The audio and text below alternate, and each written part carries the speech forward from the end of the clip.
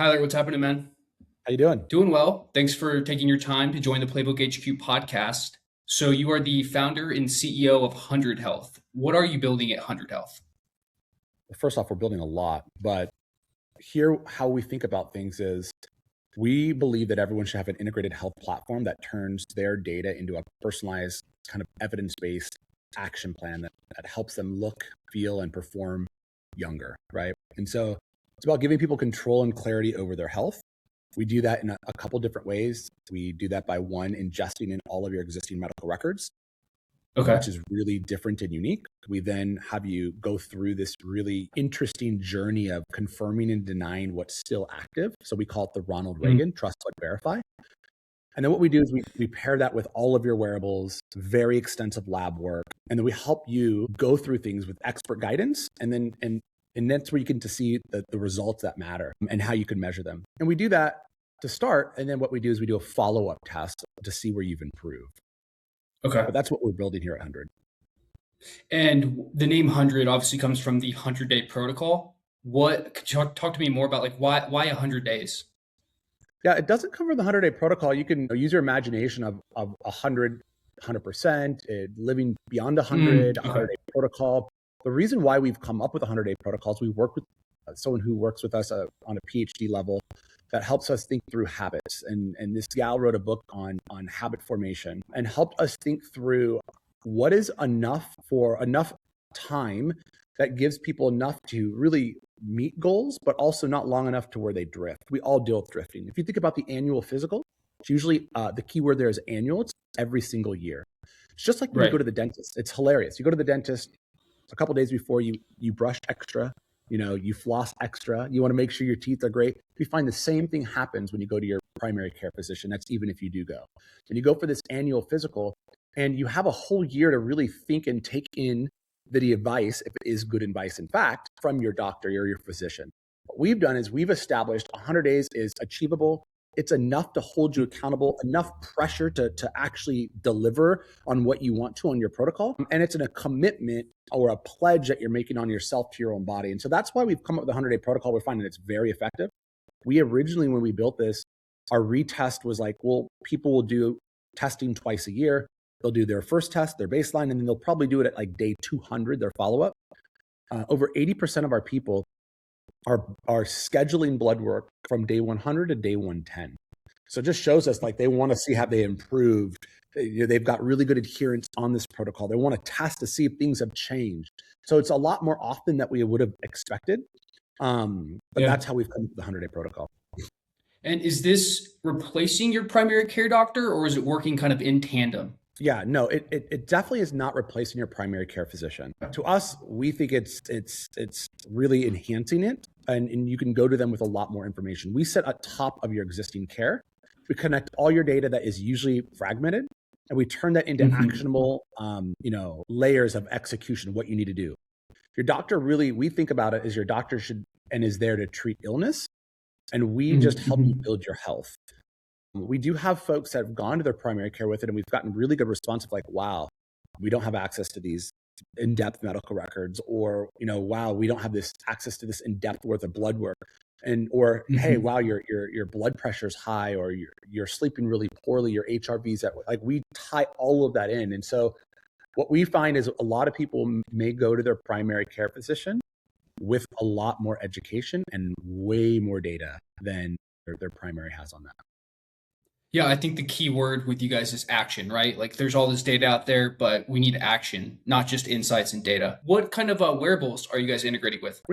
Everywhere out there. So Apple Health to Aura to Whoop to Garmin to Strava to Peloton, Flow. Exactly, yeah, Flow for on the female side. I mean, just we have over like 45 different integrations.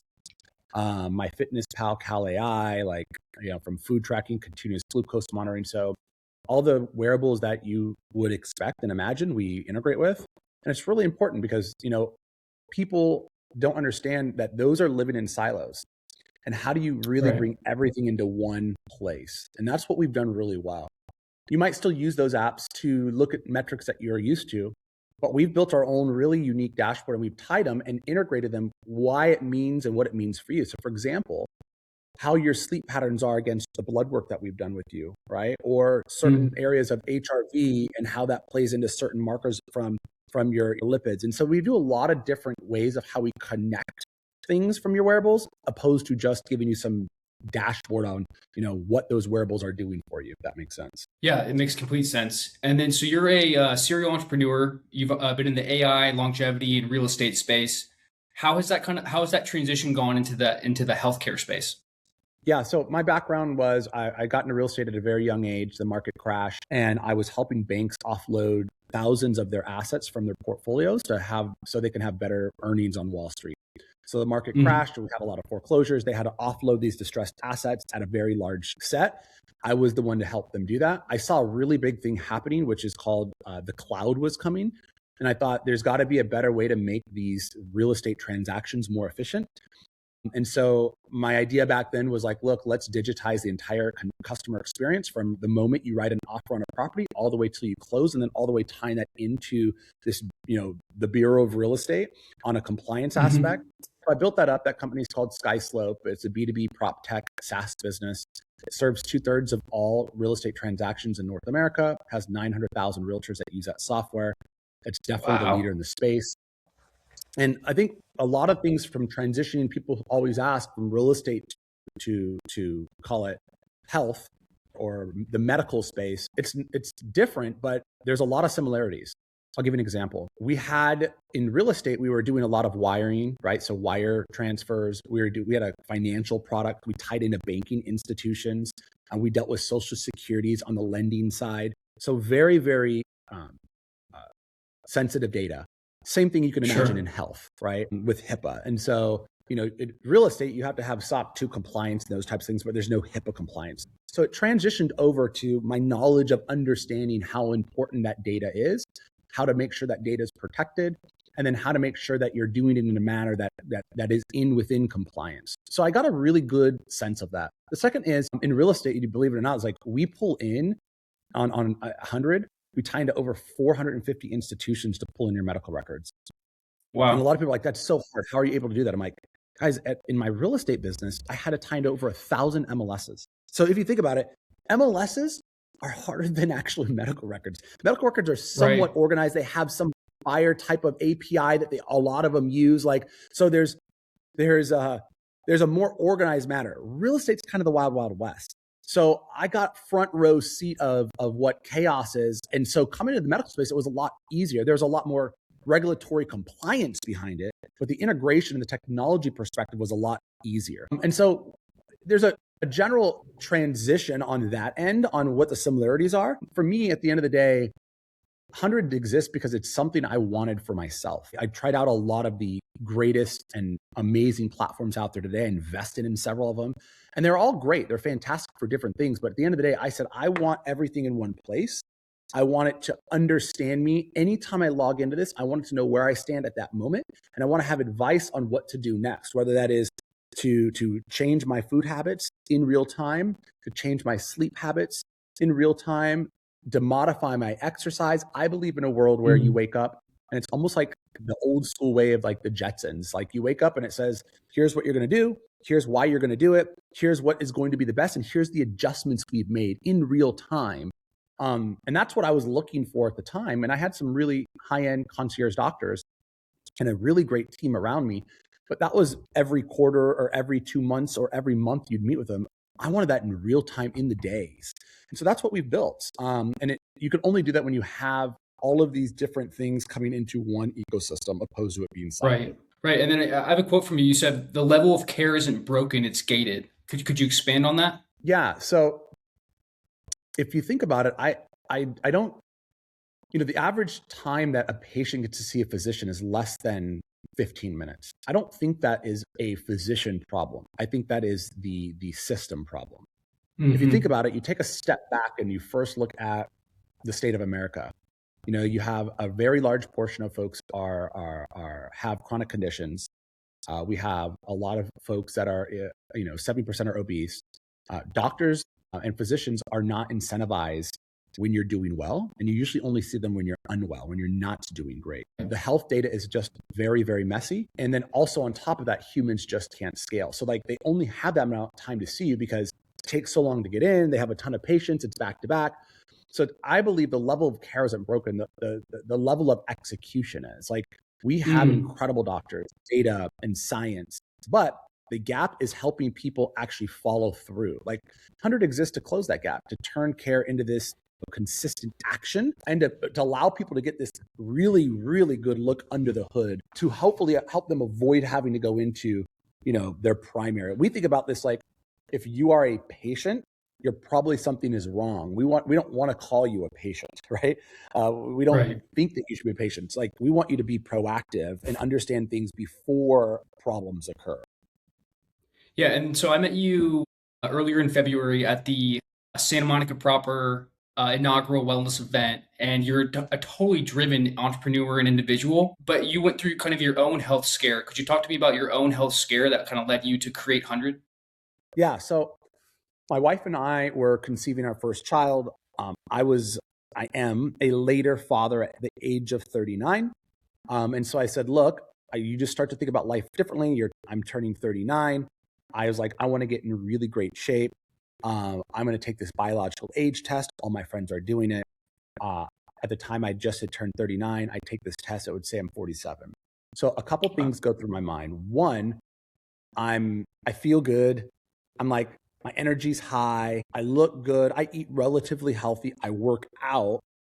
So why is this telling me the opposite of what's really happening? That was my first thing. The second was my dad had a heart attack suddenly at the age of 47. So that number sticks with me psychologically. And then third, as you have offspring and as I'm an older father, you start to think about life differently. How old is my daughter when I'm this age? How old is it when she's driving? When she moves out, you start to just think about life differently. And so that was the health scare. And I had all these preconditioned ideas in my head. Like it was hard to convince me otherwise that these things were the wrong way. For example, in my mind, it was hustle, hustle, hustle. That's all that matters. Hustle hard, work hard. And by the way, when I did do that, it gave me great returns. I sold my last company. I feel good. Like, look, it's telling me hustling is the right way to do it. And I didn't need sleep. My average sleep was around 4 hours. And I would flex on that. Like, look, Alec, you need all this time to sleep. By the time you get up, I've had lunch. I've already done these many meetings. I've already done this much stuff. I would actually brag about how little sleep I got. I'd actually tell myself I must have this sleeper gene where I don't need to sleep. Yeah. Or I'm going to go do this soul cycle class or this really hard hit class. And the harder I push my body and sweat, the better.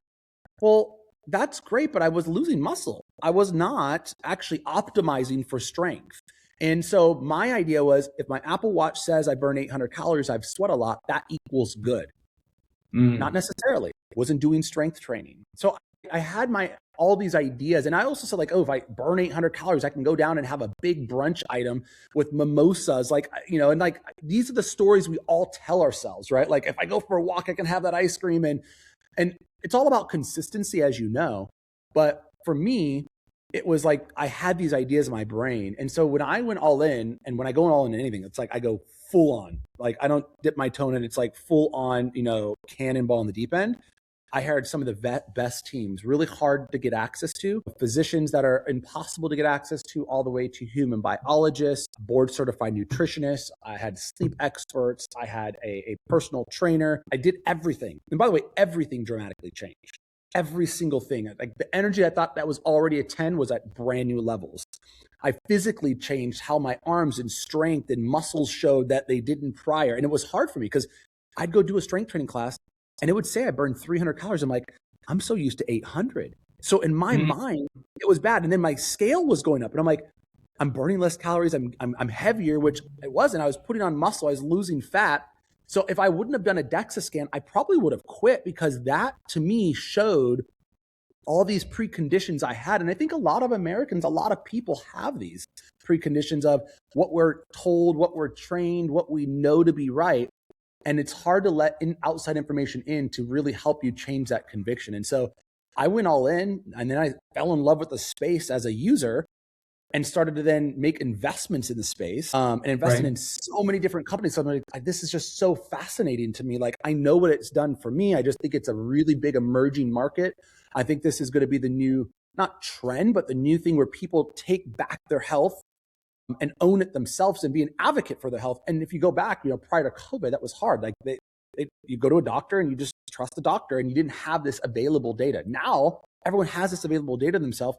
I think they're now taking ownership of their own health even before they go and see maybe a physician or a doctor. And so, yeah, man, I went all in. That number changed my life, changed a lot of my family and friends' life. Like I went all in. And I think, as you know, when you join a new program, or if you go to a new restaurant, or if you do this new fitness thing or this new product and you love it, you're talking about it all the time. And so I got to go on this Sure. journey with a lot of my friends and family as well.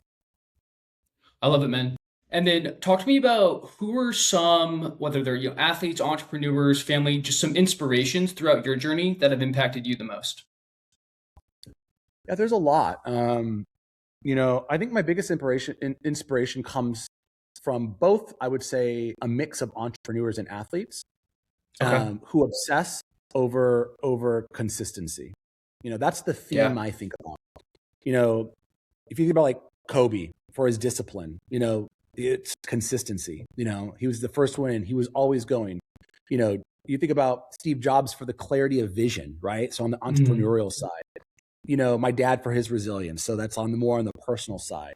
And honestly, like you think about it, you could go to, like, even I use my wife as inspiration, right? Like, she's the one who keeps me grounded and reminds me that like longevity isn't about the years, it's about the quality. Like, sometimes we get so narrow Sure. focused. It's like, I got to get my sleep, I got to eat this, I got to do this. It's like the quality of life is just as important as how rigid you are. And so there's a lot I can go there. There's so many entrepreneurs, there's so many athletes that I just admire and look up to.